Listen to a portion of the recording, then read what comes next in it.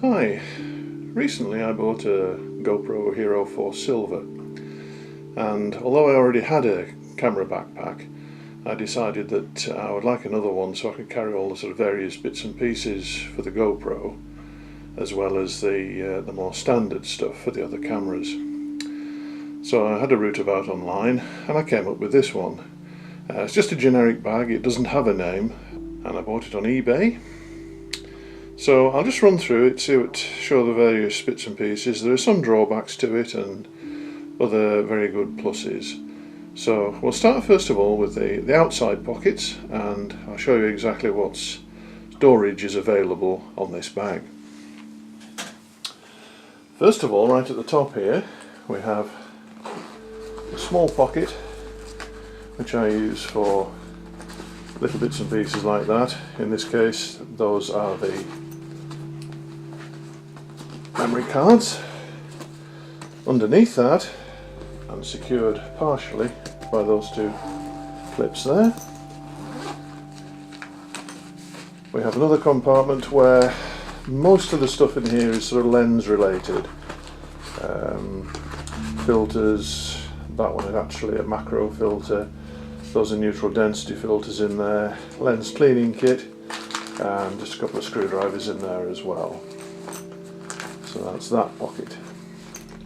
Further down, again held on with a secondary clip, and this is one of the drawbacks. To open some of these pockets, you've really got to fold these back. Now, it's still new, but as it sort of wears in, hopefully that'll become easier. Similarly with this one, it has a weather flap on it, and then if we open up there,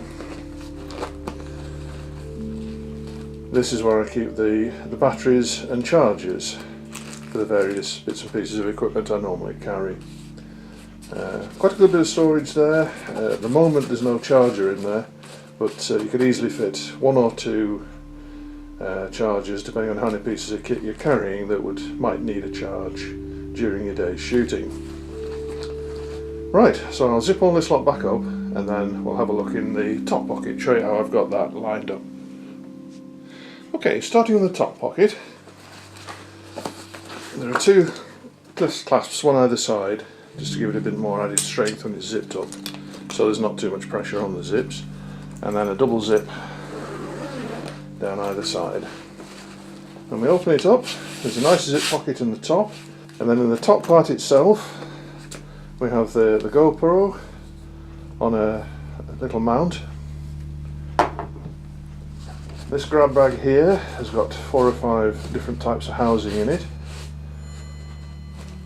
In this one we've got a small light which will fit on the top of the GoPro. The Canon sits in there, the one I'm actually filming this on would normally sit in that part there, hence the lens cap sitting at the top. Down this side we start off with a shotgun mic, a mini shotgun mic, and a lavalier, and then that is the dead cat for the shotgun. In this one, in this grab bag, we've got the waterproof house and a couple of different back doors for the GoPro Silver, 4 Silver, and then in the back compartment we have it's actually an XDV camera, one of the SJ clones, and its waterproof housing. I thought the quality of pictures on that was quite good until I got the GoPro, and boy, does the GoPro put that one in the shade. And finally, in the centre pocket here, there's the mount and a sound recorder, which is one of the standalone type Tascam DRO5, which I use occasionally. I don't use it that often, but I do use it occasionally when I'm doing some of my shoots. So I'll just pack this lot back away and we can have a look in the lower pocket. Now, as I was saying before, this is where it is just a little bit stiff. Fold that weatherproof flap back, 2 zips again to take right round, and then the bottom part of the bag opens up this way. There we go. Now in that pouch I carry my various GoPro mounts, assorted GoPro mounts, and in the front there are a couple of spare quick release plates. The timer I carry for time-lapse rotation fits in there nicely. Another grab bag. This has various things like the selfie stick.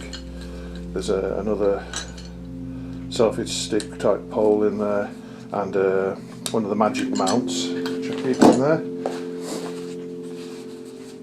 Velcro-style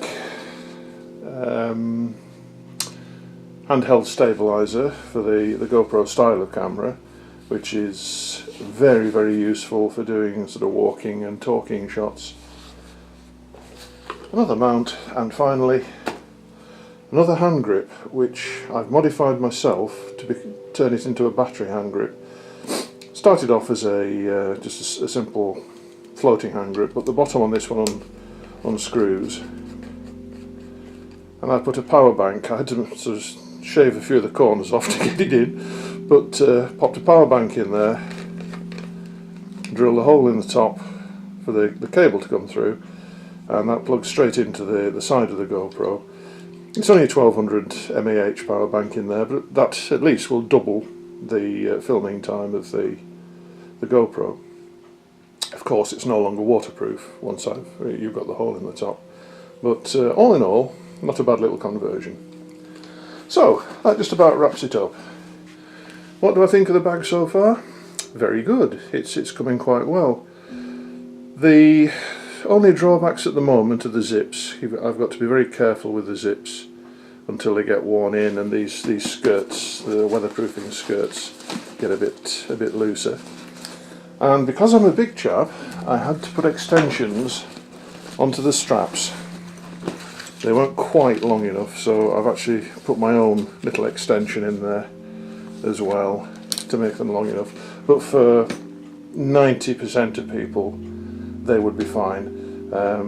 If I was just wearing a t-shirt, I could get by with the standard straps, but if I'm wearing a jacket or something, I definitely need to have the extension put in. But small job and relatively inexpensive. So all in all, I'm quite impressed with it. Not a bad rucksack at all. You can carry a fair amount of kit in it. It's reasonably priced. As I say, on eBay they're available for between £20 and £25, something like that. So I hope you found that useful. Bye for now.